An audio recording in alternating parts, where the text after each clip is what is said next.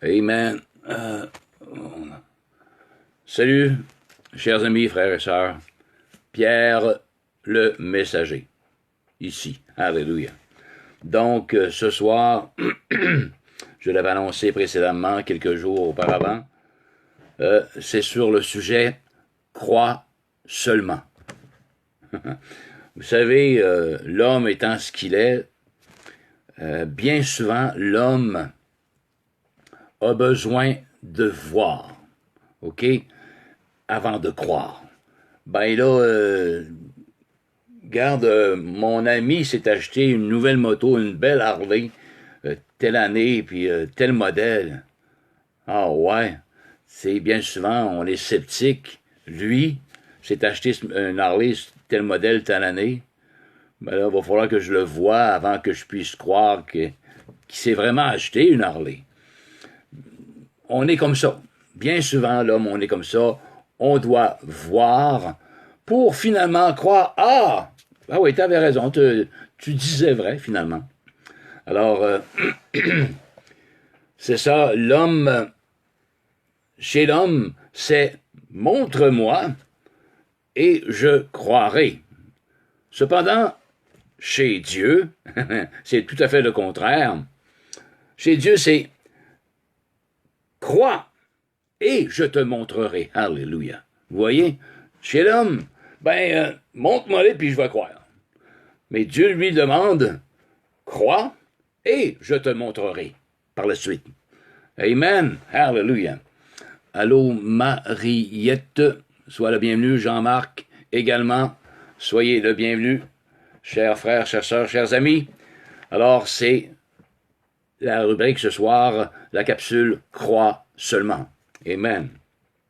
Donc, on va tout simplement, encore une fois, et toujours, comme toujours, faire parler la parole de Dieu, la Bible, alléluia. On va aller voir quelques exemples de personnages bibliques qui sont des hommes, tout comme vous et tout comme moi, qui devaient croire, c'est-à-dire devaient voir de leurs yeux avant de croire telle chose, concernant les choses de Dieu, concernant le Messie Jésus qui devait venir, etc., etc.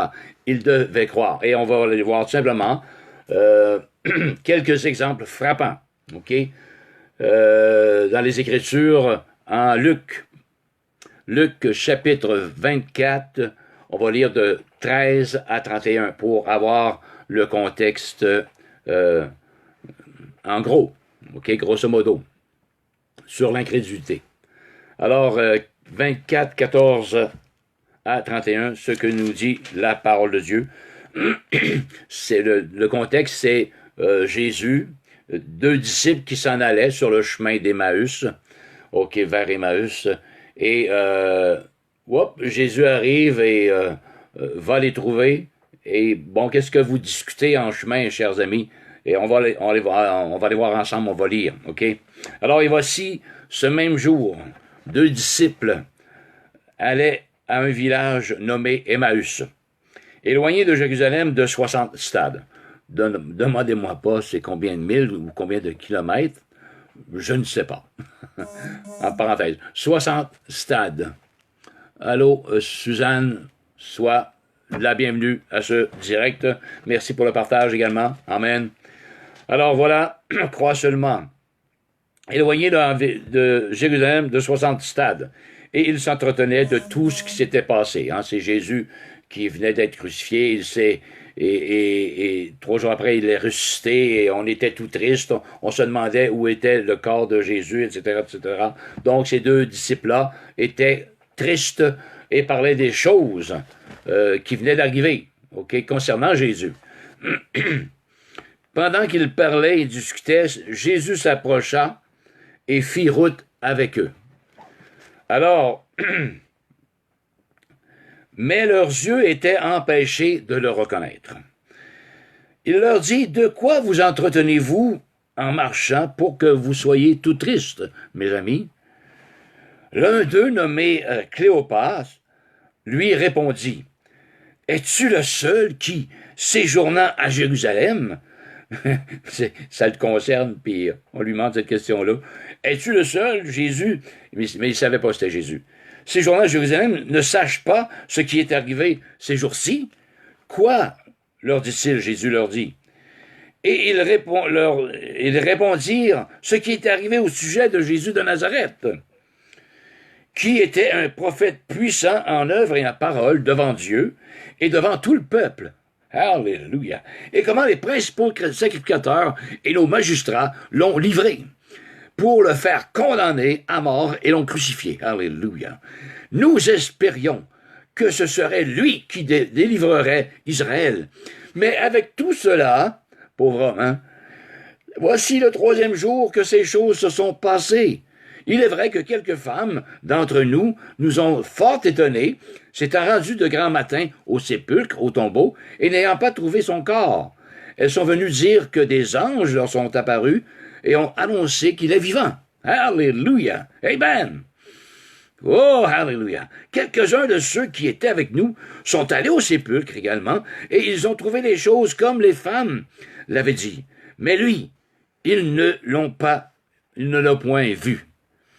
Alors Jésus leur dit, « Ô homme! » Alléluia! Vous voyez, le reproche du maître, ça le concernait, ne l'avait même pas reconnu.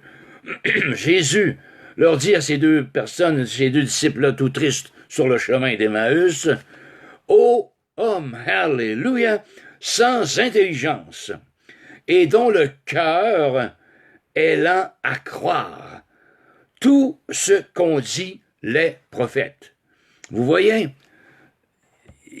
c'était déjà écrit. Et même depuis bien longtemps, la mort, la crucifixion, la résurrection de Jésus était tout indiqué. Alléluia. Et ils avaient le rouleau qu'ils pouvaient lire à chaque semaine dans les temples. Mais Jésus leur reproche. « Hey, homme sans intelligence! » Alléluia. Et dans le cœur, elle en croire tout ce qu'ont dit les prophètes. Pourtant, les prophètes ont parlé de moi.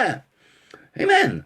Hey, dans les rouleaux, les prophètes ont parlé de moi, les amis. Alléluia. Et là, vous ne savez pas ce qui s'est passé avec Jésus. Alléluia. Vous êtes tout triste et vous êtes dans la brume, quoi. Hey, oh, wake up. Pourquoi n'avez-vous pas cru les prophètes? Vous voyez, ils avaient le cœur lent à croire. Et Jésus leur traite de « haut homme sans intelligence ». Alléluia. Faut le faire. Amen.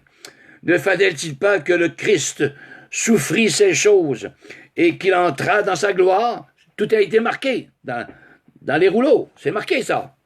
Et commençant par Moïse et par tous les prophètes, il leur expliqua dans toutes les Écritures ce qui le concernait. Hey, je suis obligé de dire de répéter mon histoire que vous n'avez même pas cru, qui était marquée dans les rouleaux. Je suis obligé de vous le dicter maintenant pour que vous puissiez finalement croire. Alléluia.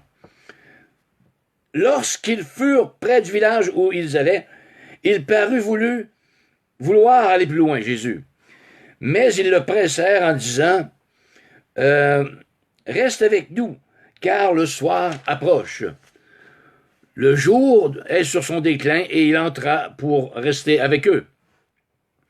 Pendant qu'il était à table avec eux, il prit le pain et après avoir rendu grâce, il le rompit et le leur donna. Alors, oh, leurs yeux s'ouvrirent, alléluia, et ils le reconnurent, mais il disparut devant eux. Amen, c'est après la résurrection de Jésus-Christ.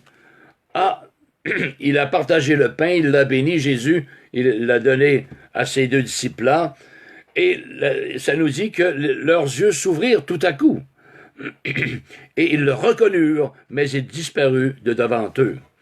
Et ils se dirent l'un à l'autre, notre cœur brûlait-il pas au-dedans de nous lorsqu'il nous parlait en chemin et nous expliquait les Écritures? Alléluia. Ô homme sans intelligence, dont le cœur est lent à croire tout ce qu'ont dit les prophètes. Vous voyez ce reproche par rapport à cette situation de disciples incrédules qui pensaient qu'est-ce qui est arrivé avec le corps de Jésus. Et, oui, il y a des femmes qui ont dit que il y a des anges qui leur ont dit que Jésus n'était pas là, il est ressuscité, mais on ne sait pas où il est. Pardon. Alors, mais tout était déjà écrit dans le rouleau, mais ils ne croyaient pas. Ça ne suffisait pas. Amen. Un des premiers reproches aux disciples de Jésus. Concernant leur incrédulité. Un autre exemple maintenant d'incrédulité dans Jean. OK, là, c'est concernant l'officier d'un roi qui demande une requête. Une requête à cause de que son fils est près de mourir, il est malade, et demande à Jésus une requête de bien vouloir le guérir. Et on va aller voir ce que Jésus le répond. Jésus également, à ce moment-là, réprimande, ou oui, en quelque sorte. C'est une situation d'incrédulité, encore là. Parce qu'il faut faire ci, il faut faire ça. Alors, on parle de Jean chapitre 4, versets 43 à 48. Alléluia. 4, 43, 48. Après ces 2 jours, Jésus partit de là et se rendit en Galilée.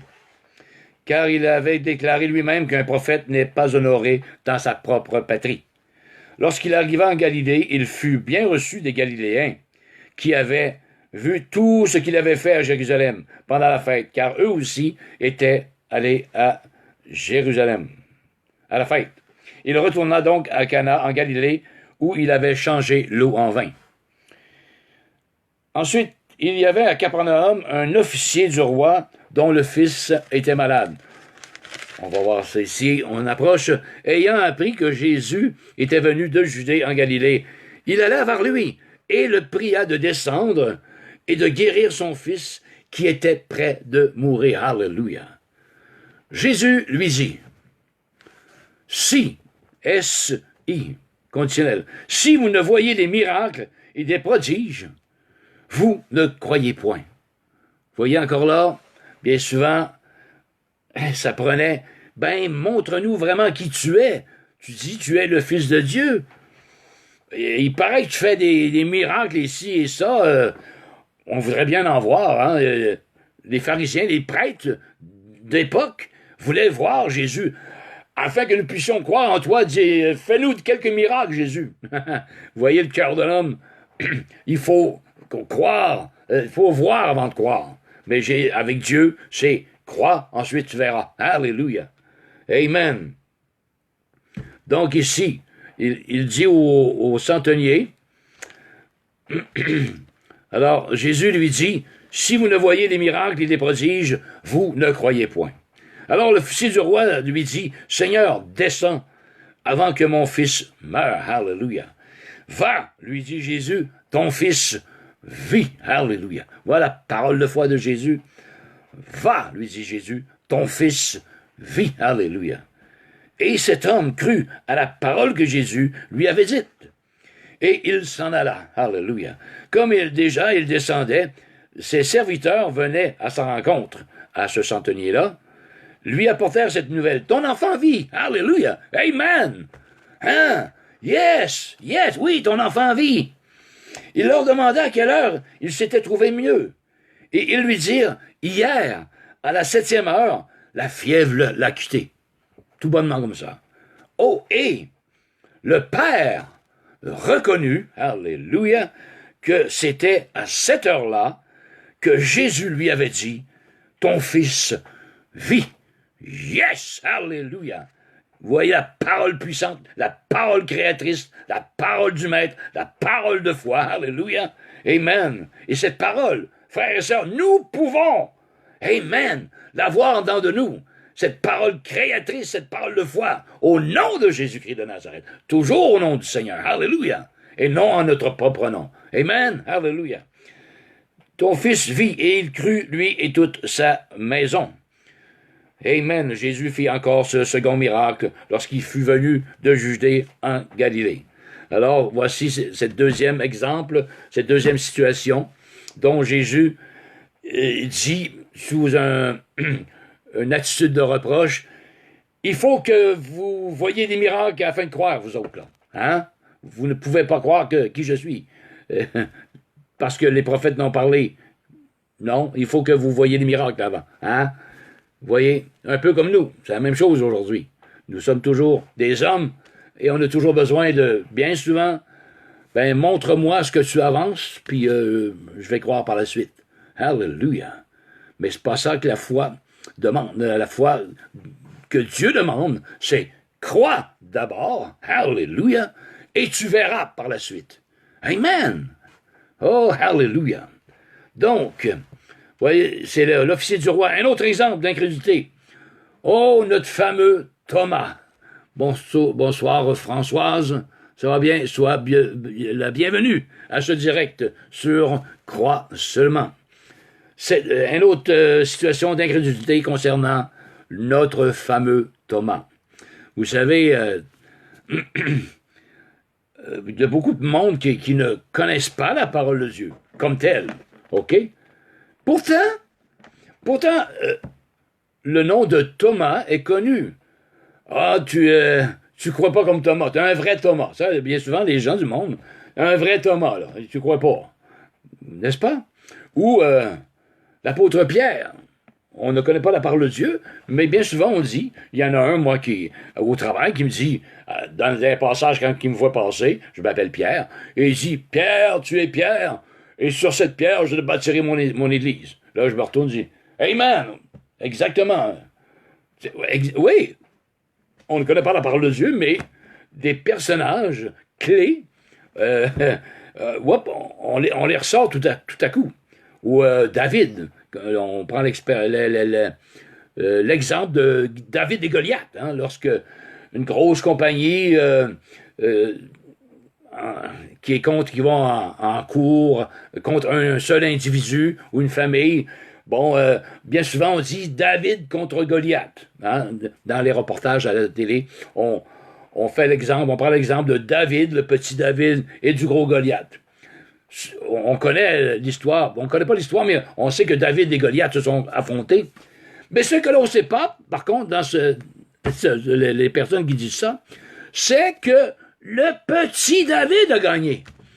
Amen! Hallelujah! Ce n'est pas le grand géant de 10-11 pieds, Goliath, qui a gagné. C'est le petit David avec une petite fronde. Yes, au nom de l'Éternel. Bang!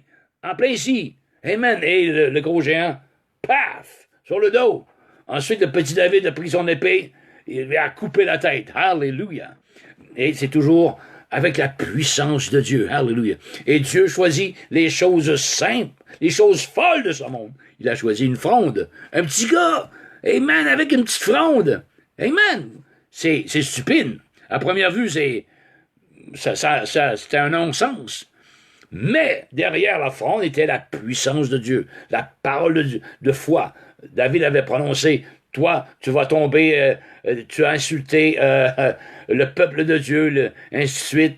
Je vais donner ta tête au pâturage, et ainsi de suite. Il avait prononcé la parole de foi avant de garrocher sa fronde.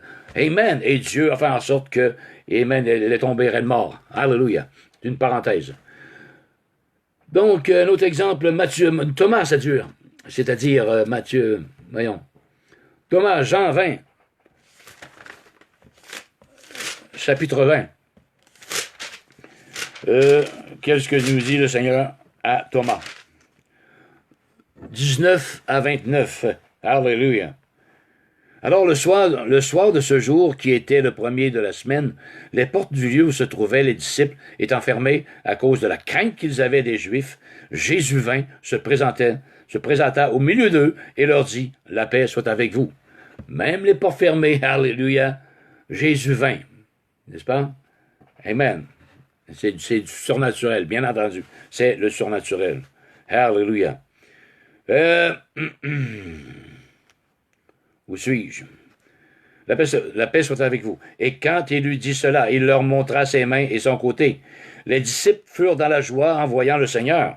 Jésus leur dit de nouveau, la paix soit avec vous. Comme le Père m'a envoyé, moi aussi je vous envoie. Après ces paroles, il souffla sur eux et leur dit, recevez le Saint-Esprit de manière symbolique.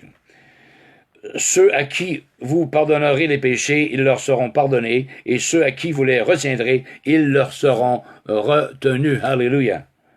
Thomas, appelé Didyme, l'un des 12 disciples, n'était pas là avec eux lorsque Jésus vint. OK? Les autres disciples lui dirent donc, nous avons vu, à Thomas, nous avons vu le Seigneur. Mais Thomas leur dit, si je ne vois dans ses mains la marque des clous, dont il a été cloué sur la croix, et si je ne mets mon doigt dans la marque des clous, et si je ne mets ma main dans son côté, je ne croirai point. Voyez? Arrête de faire ton Thomas. Je ne croirai point. Il faut que je le voie. Ensuite, je vais le croire.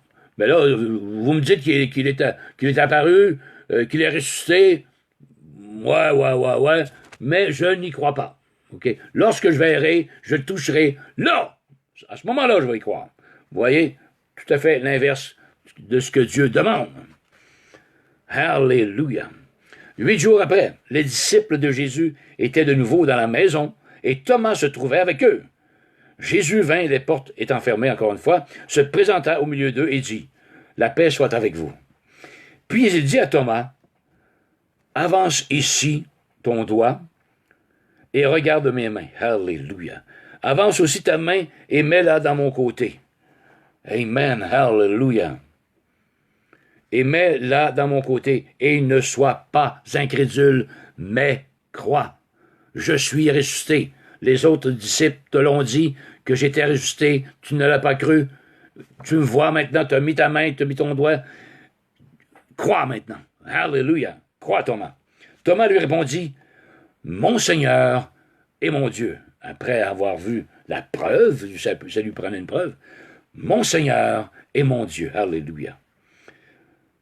Jésus lui dit, « Parce que tu m'as vu, tu as cru. » Thomas, heureux ceux qui n'ont pas vu et qui ont cru. Alléluia. La foi est basée là-dessus, chers amis, sur ce que l'on ne voit pas. La foi vient de ce qu'on entend, et de ce qu'on entend vient de la parole de Christ. Le réma, la parole vivante dans nos cœurs, elle vient de là, la foi. Alléluia. Elle ne vient pas d'ici, du tout. Elle vient du cœur. Amen, amen, and amen. Et aussi, en Jean 6, une autre situation d'incrédulité de la part des Juifs. Jean 6, verset 30. Jean 6, verset 30. Amen. Alors, les Juifs qui disent, quel miracle fais-tu donc? Lui dirent-ils, que nous le voyons et que nous croyons en toi. Que fais-tu? Alors, Jésus, s'il te plaît, donne-nous un show, là. On veut voir de quoi, là, en pleine face, fais-nous un miracle, puis là, à ce moment-là, alléluia, on va croire en toi. Vous voyez, encore là, ils avaient besoin de choses palpables afin de pouvoir croire. Mais, je le répète, la foi est basée sur ce qu'on entend, sur les choses invisibles. Amen. Ce qu'on entend vient de la parole de Christ. Alléluia. OK. Donc, voici quelques exemples d'incrédulité, de situations de personnes incrédules face à la résurrection de Jésus, face à qui était Jésus, ce qu'ont dit les prophètes par rapport à lui il y a bien des milliers d'années auparavant, mais qu'on n'a pas cru, ainsi de suite. Maintenant, malgré tout ça, Dieu déverse son amour. Dieu déverse et montre à l'humanité d'une manière palpable, alléluia, d'une manière réelle, son amour, qui consiste en quoi? On va aller voir en Jean 3,16, alléluia. Toujours dans l'évangile de Jean, chapitre 3, verset 16. De quelle manière ce Dieu-là, malgré l'incrédulité des personnes, a démontré quand même son amour envers cette humanité-là. Alléluia. 3,16.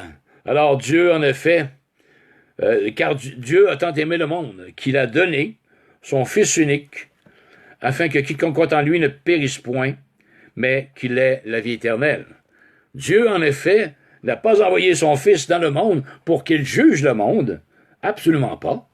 loin de là, alléluia, mais pour que le monde soit sauvé par lui. Amen. Ça, c'est une des preuves de l'amour du Père, de Dieu, qui va envoyer son Fils Jésus-Christ sur la croix de Golgotha. Amen. Jésus, comme il était aussi Fils de l'homme. Alors, il avait des sentiments d'homme également. Même s'il était Dieu, il était homme. Parce que Dieu s'est fait homme en Jésus-Christ. Alléluia. Afin de pouvoir se mettre à l'égalité de l'homme et lui communiquer cette grâce-là. Pour que l'homme, sur la même égalité, puisse comprendre c'est quoi la grâce de Dieu. Amen. C'est pas des choses flyées, malgré qu'aujourd'hui, avec le New Age, toutes sortes de choses, les travailleurs de lumière,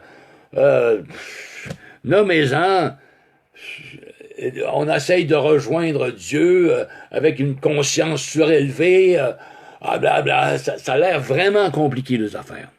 Pourtant, Dieu, alléluia, n'est pas compliqué tant que ça.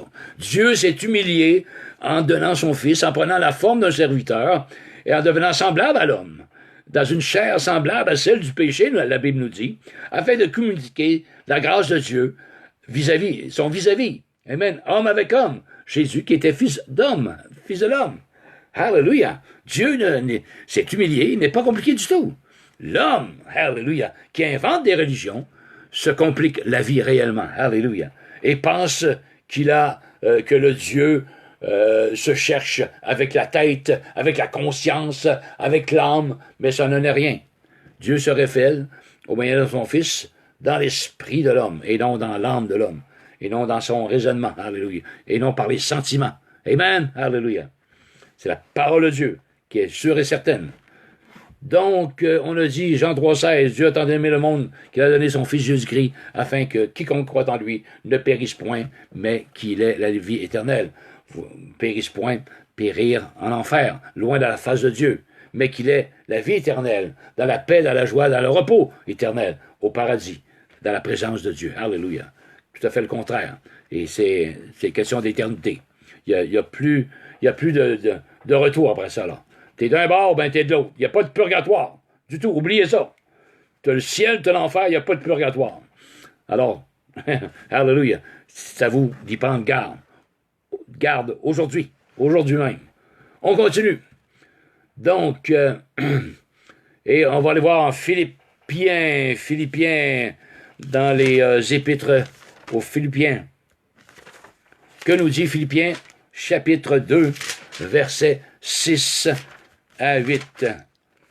Versets 6 à 8, ça nous parle, je crois, OK. On continue dans la même veine de la crucifixion de Jésus-Christ. Vente sur la route. Bon. Amen. De la publicité. Oh, hallelujah. 2, 6 à 8. Bon, ça nous parle de Jésus. La Bible, il parle aux croyants, là. Ayez en vous les sentiments qui étaient en Jésus-Christ. Lequel, existant en forme de Dieu, hallelujah, Jésus-Christ, lequel, existant en forme de Dieu, n'a point regardé comme une proie à arracher d'être égal avec Dieu, mais s'est dépouillé lui-même en prenant une forme de serviteur. Vous voyez, alléluia. Oui, il était Dieu, mais il s'est humilié. Il a pris une forme plutôt de serviteur en devenant semblable aux hommes, comme je viens d'expliquer préalablement, et ayant paru comme un simple homme. Il s'est humilié lui-même, se rendant obéissant jusqu'à la mort, même jusqu'à la mort de la croix. Alléluia. C'est pourquoi aussi Dieu l'a souverainement élevé et lui a donné le nom qui est au-dessus de tout nom. Amen. Jésus est le nom au-dessus de tout nom, au-dessus de Allah, au-dessus de Omram, Michael, quelque chose qui n'est qu'un simple homme, au-dessus de Bouddha, au-dessus de Mohamed, le nom au-dessus de tout nom, alléluia, qui se peut nommer ici-bas, c'est le nom de Jésus-Christ de Nazareth. Il n'y en a point d'autre. Il n'y en a point d'autre. Alléluia. Et la parole de Dieu est formelle sur ce sujet. Alléluia. Donc, Philippiens 2, 6 à 8. Il s'est débrouillé, il a pris une forme d'un serviteur et il est devenu semblable aux hommes et il a paru comme un simple homme. Il s'est humilié lui-même, se rendant obéissant jusqu'à la mort de la croix. Hallelujah. Amen. Voilà. Ça nous prouve encore que Jésus nous aimait. En prenant, pour qu'il puisse s'humilier de cette façon-là, il fallait qu'il t'aime, mon ami, et qu'il m'aime également. Amen. C'est tout un amour, ça. Amen.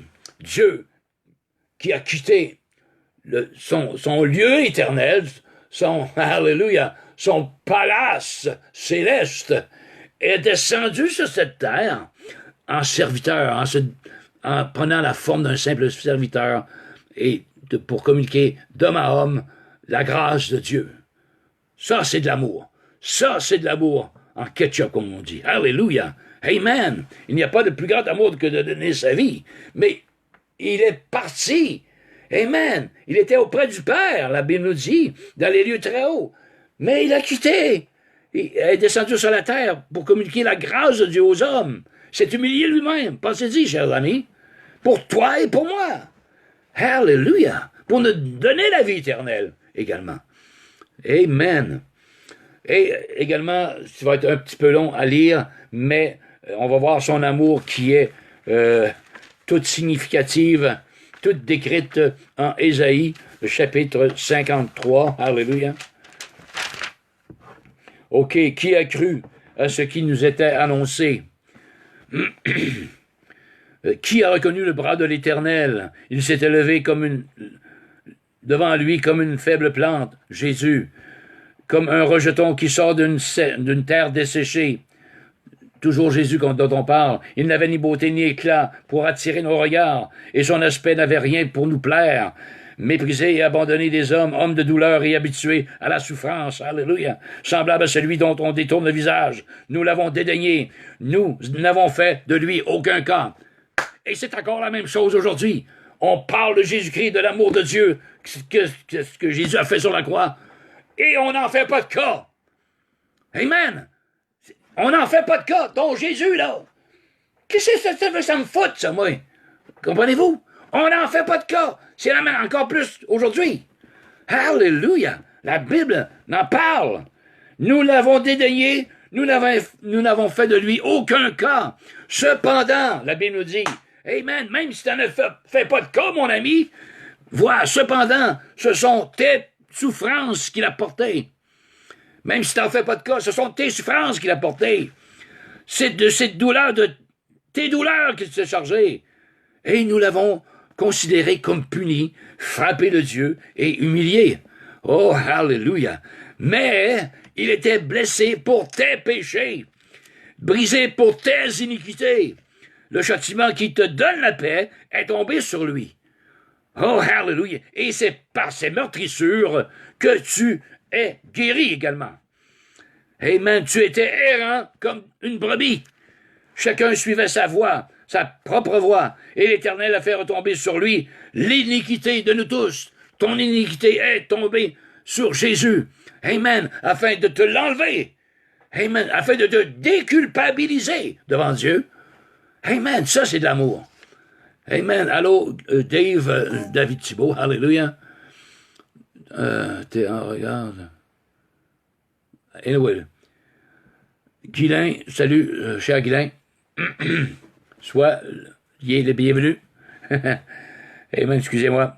J'étais parti d'aller au lieu.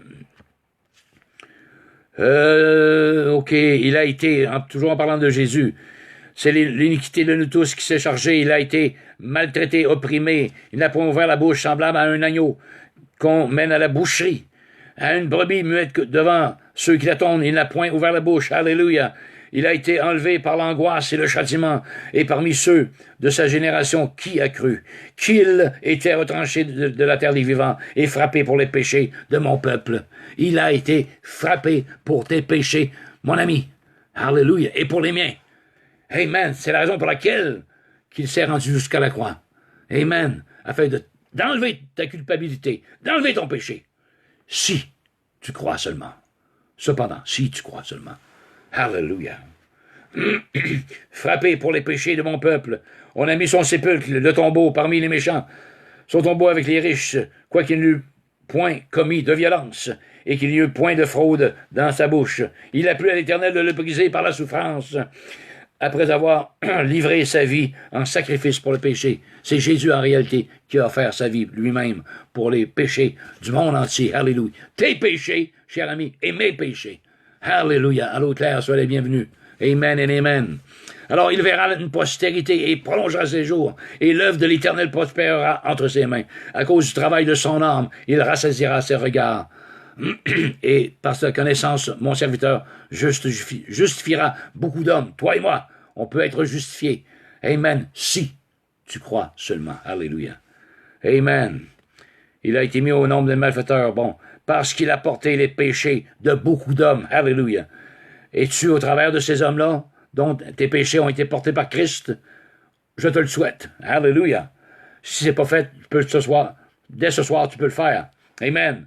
La grâce est toujours disponible aujourd'hui, ce soir même, et qu'il a intercédé pour les coupables. Qu'importe si tu es meurtrier, si tu as commis des meurtres, des vols ou quoi que ce soit, qu'importe, alléluia. Amen. Il a intercédé pour nous, coupables. Coupables de meurtre, coupables de mensonge, coupables d'homosexualité, alléluia, coupables de vol, qu'importe. Il a intercédé pour nous, les coupables. Amen, hallelujah. Vous voyez ce grand amour indescriptible, insondable, hallelujah. Ça en est une preuve encore en Ésaïe 53. Et Ésaïe était 900 ans avant la venue de Jésus-Christ. Ça avait été déjà prophétisé par l'Esprit de Dieu au travers du prophète Ésaïe, hallelujah. Amen. Maintenant, chers amis, la disponibilité de la grâce est pour tous. Oh, hallelujah.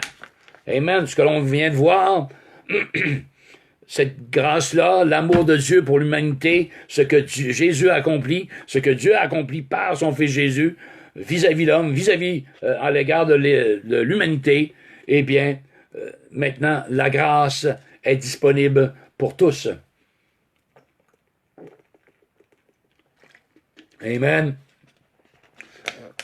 Éphésiens, que nous dit le livre d'Éphésiens, bien connu également, chapitre 2, versets 1 à 9, Éphésiens,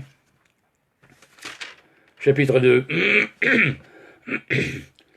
La Bible dit, « Vous étiez morts par vos offenses et par vos péchés. » Nous étions morts par nos offenses et par nos péchés, spirituellement. Alors, ceux qui me disent, dans le New Age, « le divin en moi », c'est un mensonge du diable. Avec la salutation « Namasté », vous connaissez peut-être, vous avez déjà entendu parler « Namasté », je salue le divin en toi, la lumière qui est en toi. Pourtant, la Bible nous dit que nous sommes ténèbres.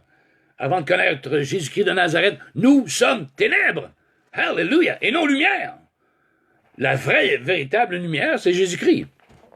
Il n'y en a pas d'autre lumière. Les anges de lumière, c'est les anges des démons qui se déguisent en anges de lumière. C'est ce que nous dit la parole de Dieu également. Pour séduire les personnes qui ne connaissent pas Christ, Jésus. Amen. Qui ne connaissent pas le prince de la paix. Qui ne connaissent pas Dieu, le Père des esprits. C'est Dieu. Alléluia. Alors, on ne connaît pas réellement le monde spirituel si on ne connaît pas le Père des esprits qui est Dieu et son Fils, Jésus-Christ, le prince de la paix. Amen. Alléluia. Donc, vous étiez morts à cause de nos péchés. Vous êtes morts, vous qui m'écoutez, et qui n'avez pas reçu le pardon de Dieu dans vos vies. Vous êtes morts spirituellement. Et vous n'avez pas Dieu en dedans de vous. Vous avez beau dire, « Ah, je salue le divin en toi. » Il n'y a point de divin. Amen, en toi, car tu es ténèbres. Si tu n'as pas Jésus-Christ de Nazareth, la véritable lumière, tu es ténèbres. Alléluia. Et si tu es encore dans tes péchés, alors tu es mort. Comme ça nous dit, vous êtes morts par vos offenses et par vos péchés. Mort, ça ne bouge plus, ça. OK? Alléluia. Il faut ressusciter. Il faut naître de nouveau. Alléluia. Dans lesquels vous étiez morts, mais là, il parle à nous, les croyants, vous étiez morts dans vos péchés, dans lesquels vous marchiez autrefois, selon le train de ce monde. Amen. Selon le prince de la puissance de l'air, de l'esprit qui agit maintenant dans les fils de la rébellion. Nous tous aussi, nous étions de leur nombre. J'étais de leur nombre. Amen. Avant, j'étais dans les ténèbres. Je marchais selon les pensées de ce monde, le train de ce monde, selon mes pensées charnelles. Je pensais que c'était comme ça me fonctionnait, mais j'étais complètement dans le champ, parce que j'étais dans les ténèbres, n'ayant pas la véritable lumière qui est Jésus de Nazareth. Alléluia. Amen. Nous vivions autrefois selon les convoitises de notre chair, accomplissant les volontés de la chair et non de nos pensées, et nous étions par nature. Voyez, nous étions, mais vous êtes, qui n'êtes pas régénérés par le Saint-Esprit, qui n'avez pas reçu le pardon de Dieu, vous êtes, comme ça dit ici, alléluia, vous êtes par nature des enfants de colère, comme les autres. Mais Dieu, qui est riche en miséricorde, à cause du grand amour dont il nous a aimés, nous qui étions morts, amen. Vous voyez, le croyant était mort, nous qui étions morts par nos offenses, nous a rendus à la vie avec Christ. C'est par grâce que vous êtes sauvés. Alléluia. Amen. Amen. C'est par grâce que vous êtes sauvés par le moyen de la foi. Éphésiens 1-9. OK, je continue. Il nous a ressuscités, voyez. S'il nous ressuscite, c'est parce qu'on est mort. Il nous a ressuscités ensemble et nous a fait asseoir dans les lieux célestes en Jésus-Christ, afin de montrer dans les siècles à venir l'infinie richesse de sa grâce par son bonté envers nous en Jésus-Christ. C'est toujours en Jésus-Christ. Dieu passe par Jésus-Christ pour atteindre l'homme. Il y a un seul médiateur entre Dieu et les hommes, Jésus-Christ homme. Amen. Il n'y a pas d'autre, il n'y a pas de saint ci, saint ça. Absolument pas. Il n'y a pas aucun autre nom est suffisant, sauf le nom de Jésus-Christ de Nazareth. Non au-dessus de tout autre nom par lequel nous devons être sauvés. Alléluia. C'est ce que nous déclare, encore une fois, la parole de Dieu. Il nous a ressuscités ensemble en Jésus-Christ, afin de montrer dans les siècles à venir l'infinie richesse de sa grâce par sa bonté. Car c'est par la grâce que vous êtes sauvés, par le moyen de la foi. C'est par grâce que vous êtes sauvés par le moyen de la foi. Et cela ne vient pas de vous, c'est le don de Dieu. OK? Donc, mon ami, t'as beau faire des œuvres à gauche, à droite, essayer de mériter ton ciel, en tant que tel, il n'y a pas de mal à ça, OK? Vous pouvez faire de bonnes œuvres, vous pouvez donner à un tel organisme des sous, OK? Afin que des personnes aient un toit et des choses à manger. Vous pouvez aider votre voisin à faire ceci, à faire cela. Il n'y a pas de mal en soi. Mais ne faites pas ça pour obtenir le ciel. C'est peine perdue. C'est peine perdue, cher ami, parce que c'est par la grâce que vous êtes sauvés. C'est par la grâce que tu es sauvé au moyen de la foi. Alléluia. Et cela ne vient pas de toi, mais c'est le don de Dieu. Et la grâce et la foi viennent de Dieu. Alléluia. Amen. Ne pas s'y tromper. Le ciel ne se gagne pas, ne s'est jamais gagné, pas parce qu'une personne a élevé 12 enfants qu'elle va avoir une place au ciel. Ça n'a rien à voir. Rien à voir. C'est par grâce que vous êtes sauvés, au moyen de la foi. Alléluia. Ce n'est pas par les œuvres, afin que personne ne se glorifie. La justice de Dieu, c'est ça, c'est ça. Alléluia. Amen. Donc, on vient de lire Éphésiens, la grâce de Dieu qui est toujours disponible aujourd'hui pour tous. Pour tous. Amen. Le noir, l'africain, le jaune, le japonais, le français, l'européen, le québécois. Pour tous, la grâce est disponible pour toi. Qui m'écoute ce soir, la grâce est disponible pour toi. Alléluia. Amen. Jean, chapitre 6. On retourne à Jean, chapitre 6. Alléluia. Concernant encore cette disponibilité de la foi pour tous, de la grâce pour tous. Alors, ceux qui voulaient croire pensaient que ce serait bien compliqué. Hein? Mais il n'y a rien de compliqué, croire. Crois, seulement. Alléluia. J'aime ça. Crois seulement. Et tu seras sauvé. Et tu seras guéri. Et tu verras ci, tu verras ça. Amen. Mais crois, premièrement, crois seulement. Alléluia. Amen, amen. Jean 6. Donc, versets 26 à 29. 26 à 29. Alors Jésus leur répondit, je crois qu'il parlait aux Juifs, grosso modo, en vérité, je vous le dis, vous me cherchez non parce que vous avez vu des miracles, mais parce que vous avez mangé des pains et que vous avez été rassasiés.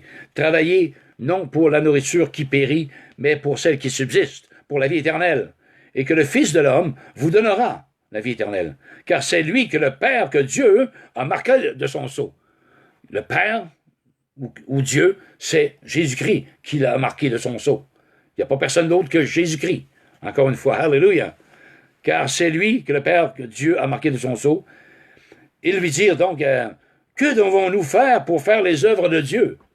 Il pensait que c'était bien compliqué. Mais là, qu'est-ce qu'il faut faire d'abord pour faire les œuvres de Dieu? Jésus. Les Juifs lui demandèrent.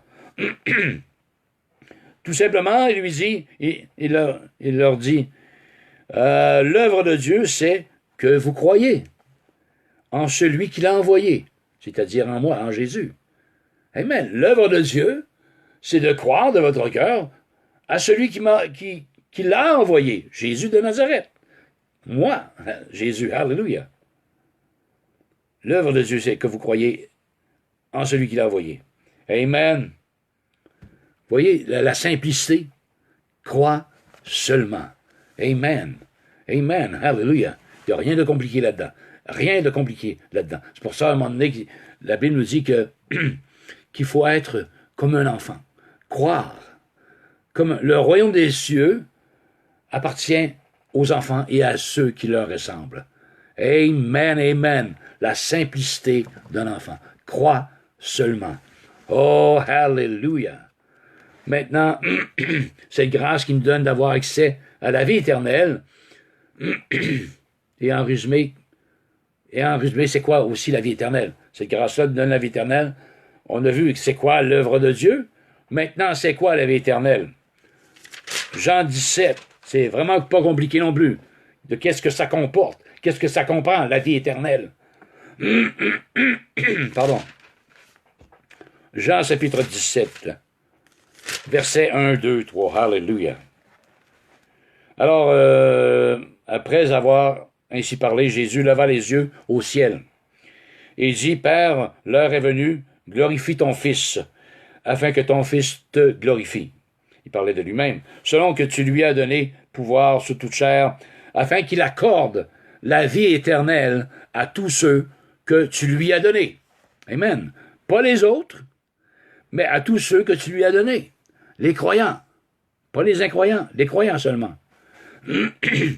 Il dit, or, la vie éternelle, c'est qu'ils te connaissent, toi, c'est Jésus qui parle, le seul et vrai Dieu. Alléluia. Et celui que tu as envoyé, Jésus-Christ.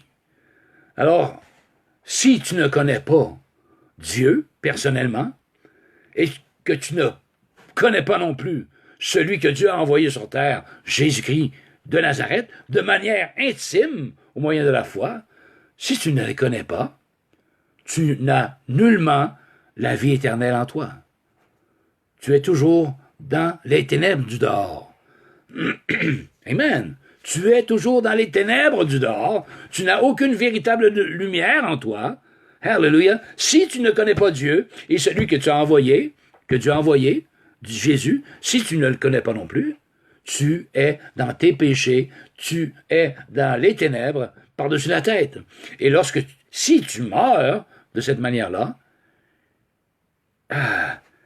c'est le chemin de l'enfer qui t'attend, amigo. C'est le chemin de l'enfer. Mais ce soir, je vais te donner l'opportunité de faire un move. Hallelujah. Amen. Crois seulement. Alors, vous voyez la disponibilité. C'est quoi la vie éternelle, finalement? Or, la vie éternelle, c'est qu'ils te connaissent, toi, le seul vrai Dieu, et celui que tu as envoyé, Jésus-Christ, le Fils de Dieu. Hallelujah. Amen. Maintenant, Alors, c'est quoi la différence maintenant? Oui, crois seulement. Entre ceux qui croient, alléluia, et ceux qui ne croient pas. On va aller voir dans la parole de Dieu. Jean, chapitre 3. Alléluia. La différence entre celui qui croit et celui qui ne croit pas en Jésus-Christ. Et qui ne croit pas en Dieu, qui ne croit pas en Jésus, au moyen de la foi, d'une manière réelle. C'est ce qu'on veut dire ici. Jean chapitre 3, versets 35 et 36. Bon, c'est Jésus qui parle toujours. Le Père aime le Fils, et il a remis toutes choses entre ses mains. Vous voyez?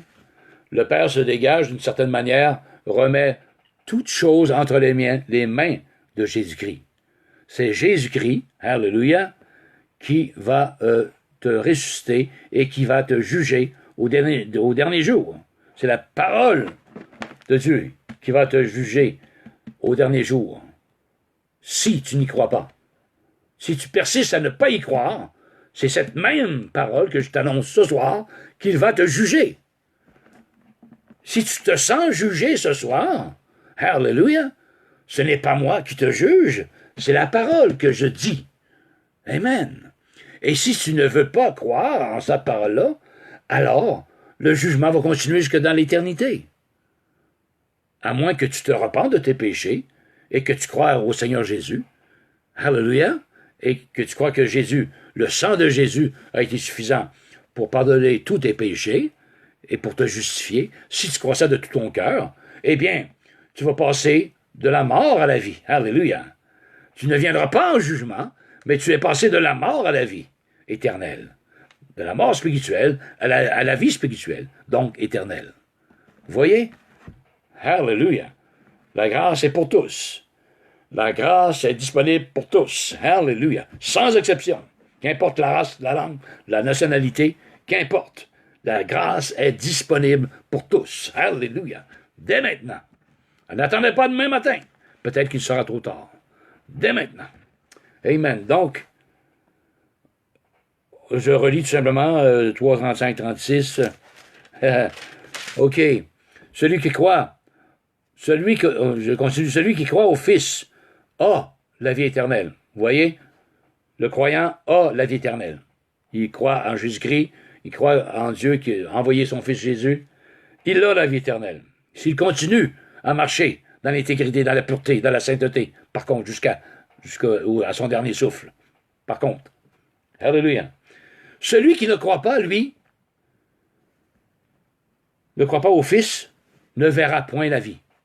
Il n'aura pas la vie éternelle. Pense-y pas, cher ami, tu ne crois pas en Jésus-Christ, tu n'auras pas la vie éternelle. La mort qui est en toi, la mort spirituelle, elle va continuer et tu vas souffrir la deuxième mort par la suite.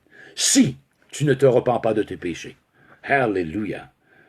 Ne verra point la vie, mais la colère de Dieu demeure sur lui. Vous voyez, au moment même où on se parle, si, cher ami, tu n'as jamais reçu Jésus-Christ comme ton sauveur, ton Seigneur de ta vie, si tes péchés n'ont jamais été pardonnés, la colère de Dieu est sur toi. Ce soir même, à l'heure où on se parle, la colère de Dieu est sur toi. Elle demeure sur toi. Alléluia. Elle est sur toi. Et c'est ça. Et si tu ne crois pas au Fils, tu n'auras pas moins la vie, mais la colère de Dieu va demeurer sur toi. Si elle demeure, c'est parce qu'elle y est présentement. Vous comprenez? Parce que toi comme moi, tu as la pensée de l'éternité dans ton cœur. Et tu ne sais pas où tu vas aller lorsque tu vas mourir. Parce que tu es dans le néant, tu es dans tes péchés, tu ne connais pas le chemin. Jésus est le chemin, la vérité et la vie. Nul ne vient au Père que par moi. Alléluia. Donc, et tu n'as pas la vraie paix qui surpasse toute intelligence. Absolument pas. Amen. Si tes péchés n'ont pas été pardonnés, si tu n'as pas été justifié par le sang de Christ, si tu n'as pas reçu dans ton cœur au moyen de la foi, tu es toujours dans tes péchés, et si tu meurs comme ça, c'est l'enfer éternel, la mort, tu vas souffrir la deuxième mort, la seconde mort, pour l'éternité. Je ne te conseille pas, cher ami, je ne te conseille pas. Alléluia. Oh que non. Donc, comme conclusion, maintenant, Alléluia. Ouais, mais peut-être on va me dire, ouais, mais moi je crois que Jésus est venu, oui, je crois en Dieu. Je crois que Jésus est mort sur la croix pour mes péchés. Peut-être tu vas me dire ça. C'est pas assez. C'est pas assez. Comment c'est pas assez? Tu viens de nous dire, crois seulement. Je crois que Jésus est venu sur la croix pour me pardonner, puis je pense bien être correct, là. Je pense bien que je vais aller au ciel, là, si je crois ça. Un instant. Un instant. On termine. Alléluia. Donc, tu crois comme ça? Tu crois que Jésus... Oui, c'est bien. Cependant, Dieu a choisi, Amen, nous demande de croire d'une certaine manière, de sa manière à lui. Et on va aller voir encore là dans la parole de Dieu, quelle est la manière de Dieu dont on doit croire en Jésus-Christ. C'est très simple, comme un enfant peut comprendre, pourrait comprendre. Romains, chapitre 10, 1 à 10. Alors, l'Épître aux Romains, chapitre 10, versets 1 à 10.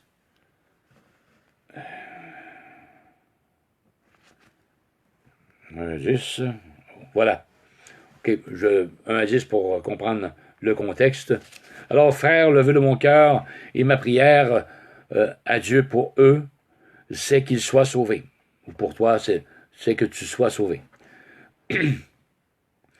Je leur rends le témoignage qu'ils ont du zèle pour Dieu, mais sans intelligence. Ne connaissant pas la justice de Dieu et cherchant à établir leur propre justice. Ils ne sont pas soumis à la justice de Dieu. Alors, vous voyez, si vous dites, ben moi, je fais du bien autour de moi, je ne mens pas, je n'ai jamais tué personne, j'aide mon voisin, je donne tel organisme, c'est votre propre justice. Dieu n'a pas besoin de votre propre justice. Il a sa justice à lui. Et il se base sur sa justice à lui pour te juger, toi. Amen. Alléluia. Amen. Sa propre justice à lui et non la tienne. La Bible nous dit à quelque part que notre propre justice est comme un linge souillé devant Dieu. Amen. Un linge impropre. Voilà. Alléluia. Alors, car Christ est la fin de la loi pour la justification de tous ceux qui croient. En effet, Moïse définit ainsi la justice qui vient de la loi, des 10 commandements, la justice qui vient de la loi, les 10 commandements dont Moïse a reçu lorsqu'il était sur le mont Sinaï. OK? Il définit ainsi la justice qui vient de la loi. L'homme qui mettra ces choses en pratique vivra par elle. Alors, l'homme qui va mettre toute la loi, tu ne tueras point, tu ne commettras point d'adultère, tu ne voleras point, tu ne te feras point d'idole taillée pour t'agenouiller devant elle, tu ne les adoreras point, et etc. Ça fait partie du deuxième commandement de Dieu. Alors, si il faut que tu fasses toutes ces choses-là pour être justifié par la loi, OK? Mais, à quelque part, la Bible nous dit que le péché, on a connu le péché que à cause de la loi. Si la loi n'eût pas dit tu ne commettras point d'adultère, eh bien, il n'y aura pas de péché d'adultère parce qu'il n'y a pas de loi contre ça. Même si la conscience, cependant, nous dit que c'est mal, mais il n'y a pas de loi qui nous condamne avant la loi. Mais ici, la justice qui vient de la loi, c'est l'homme qui mettra ces choses en pratique, vivra par elles. Mais voici comment, par la justice qui vient de la foi, alléluia, ne dis pas en ton cœur qui montera au ciel, c'est en faire descendre Christ, ou qui descendra dans l'abîme, c'est faire remonter Christ d'entre les morts. Que dit-elle donc? La parole est près de toi, dans ta bouche et dans ton cœur. Or, c'est la parole de la foi que nous prêchons. Amen. Donc, ce n'est plus la loi. Nous ne prêchons pas ne tue point, ne fais point d'adultère, ne vole point, ne mens point. pour ça qu'on enseigne. On enseigne la parole de la foi. Amen. Hallelujah. Amen. Et comment réagit-elle? Comment dit-elle? Comment se fait excusez-moi, mais la parole de la foi que nous prêchons, c'est, voici la manière de croire, si, toujours conditionnel, si tu confesses de la bouche, de ta bouche, le Seigneur Jésus, et si tu crois dans ton cœur que Dieu l'a ressuscité des morts, tu seras sauvé. Sinon, tu n'es pas sauvé. Comprends-tu? Si tu ne crois pas que Dieu a ressuscité Jésus d'entre les morts, tu n'es pas sauvé. Du tout. Du tout. Même si tu me dis, ben, je crois que Jésus est mort et il est ressuscité, ça va croire pour que je sois pardonné, mais avec ta tête, ça passe pas. Si tu confesses de ta bouche le Seigneur Jésus, et si tu crois dans ton cœur que Dieu l'a ressuscité des morts, tu seras sauvé. Alléluia. Car c'est en croyant du cœur qu'on parvient à la justice de Dieu, et c'est en confessant de la bouche, alléluia, qu'on parvient au salut selon ce que dit l'Écriture.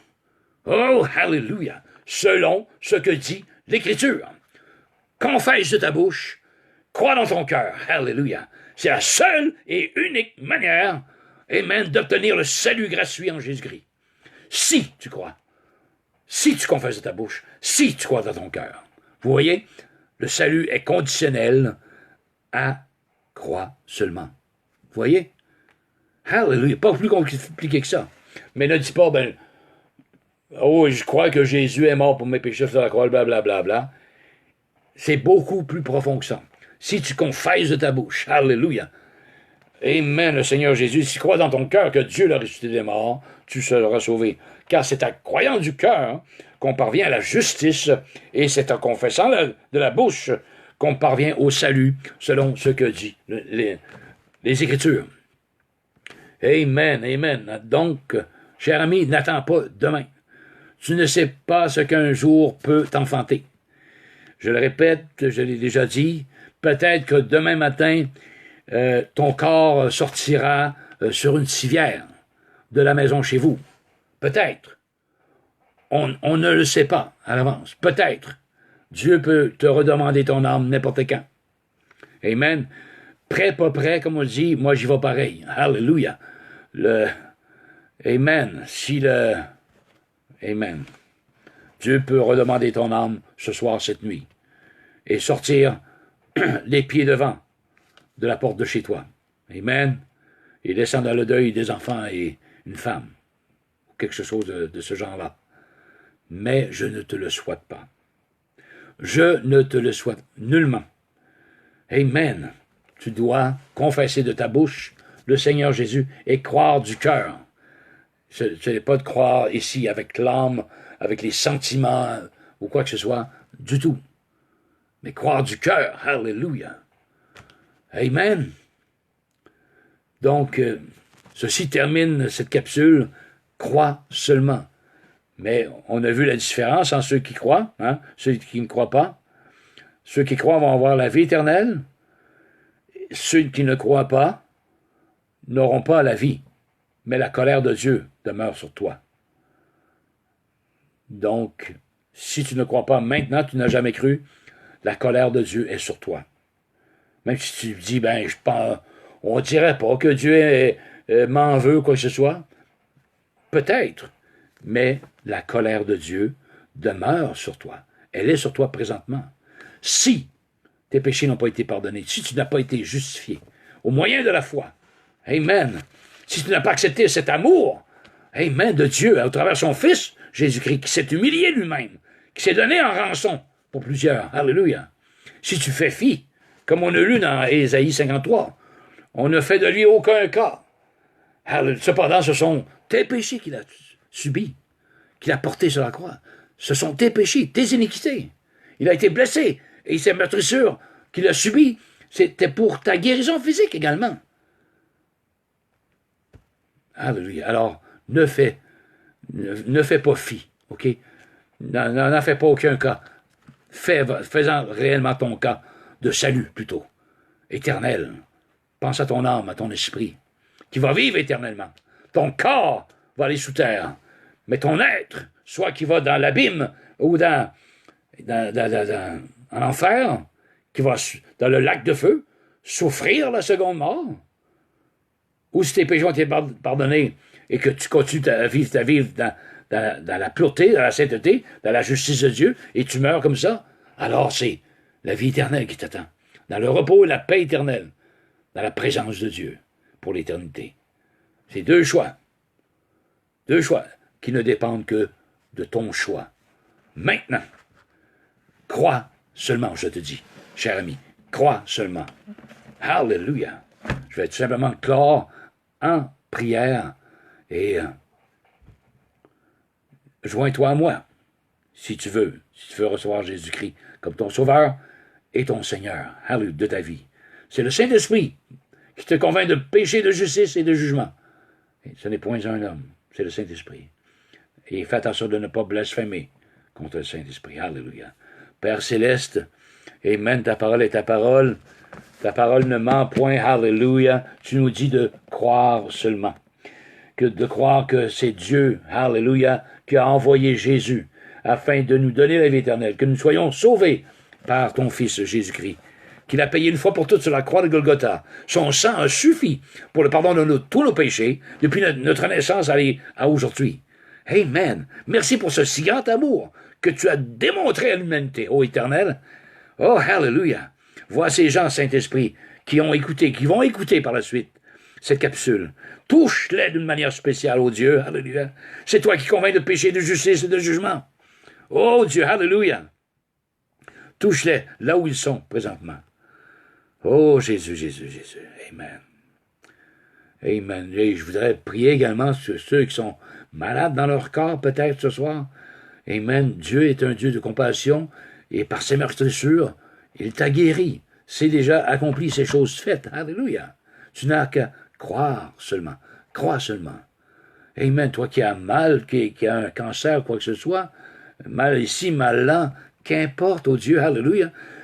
Je te dis, mon ami, mets-toi la main là où tu as mal, là où ton cancer, là où le cancer est situé dans ton corps. Mets ta main sur. Amen. Alléluia. Qu'importe c'est où. Et je vais prier au nom de Jésus. Nous allons prier ensemble. Alléluia. La parole de Dieu nous dit, vous imposerez les mains aux malades et les malades seront guéris. Donc, je le fais à distance tout simplement. Alléluia. Mais je vous demanderai tout simplement de mettre vos mains là où vous avez un cancer, une tumeur, un bobo quelconque. Qu'importe. Amen. Au nom de Jésus-Christ de Nazareth. On prie. Père, mets ta main puissante et guérissante, Seigneur. Alléluia. Ta parole nous dit de vous imposerez les mains aux malades et les malades seront guéris. Merci que tu touches chaque personne qui a un mal quelconque présentement dans leur corps maintenant. Alléluia. Et que tout problème, que toute maladie maintenant soit chassée au nom de Jésus. Loin de ces corps. Alléluia. Par le Saint-Esprit de Dieu. Par le Saint-Esprit de Dieu. Que toute maladie disparaisse des corps de ceux qui sont malades maintenant. Alléluia. Et que toute dépression, je lis tout esprit de dépressif. Amen. Il y a quelqu'un peut-être qui est dépressif maintenant. Je lis tout esprit de dépression. Alléluia, au nom de Jésus-Christ de Nazareth. Et je dis à cet esprit de dépression de quitter les pensées de cet homme. Maintenant, quitte esprit de dépression. Alléluia. Ne fais point de mal. Alléluia, cet homme maintenant. Oh, alléluia, au nom de Jésus, merci. Merci que tu libères, tu guéris, tu délivres. Maintenant, Père, à l'heure même. Amen et amen. Alléluia. Donc, c'était tout, frères et sœurs, chers amis. Et je vous remercie d'avoir été patient avec moi. Mais c'est la parole de Dieu, il y a du stock et j'espère que vous allez être bénis en réécoutant ou que vous avez été bénis. Alléluia, qu'importe, mais c'est la parole de Dieu. C'est crois seulement si tu veux avoir la vie éternelle ou souffrir la seconde mort. Le choix t'appartient. Le choix t'appartient. Alléluia. Fais le bon choix. Choisis la vie. Sois Jésus, Christ de Nazareth. Amen. Alors, c'était Pierre le messager qui vous dit, Alléluia, sachez une seule chose, que Dieu vous aime et que je vous aime tout autant. Amen. Soyez bénis. À la prochaine. Pierre le Messager. Amen and amen. Hallelujah. Amen.